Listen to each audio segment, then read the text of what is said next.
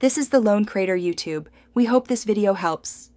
You'll start by making sure your laptop meets the basics and you're signed in.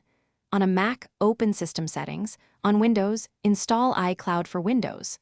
Sign in with your Apple ID and complete two-factor authentication when prompted. Once done, select the core services you need. iCloud Drive, Photos, and Contacts are common choices. Doing this now avoids repeated prompts later and ensures your data routes to iCloud correctly, so make sure your account shows as active before continuing. Next, configure what actually syncs and how it behaves on your laptop. Turn on iCloud Drive and decide whether to sync desktop and documents. This mirrors files automatically. For photos, choose Optimize Mac Storage to save space or download originals if you need local copies. Check iCloud storage usage and upgrade plans. If you exceed free 5 GB, it's better to plan ahead. Once settings are selected, the laptop will begin indexing and uploading.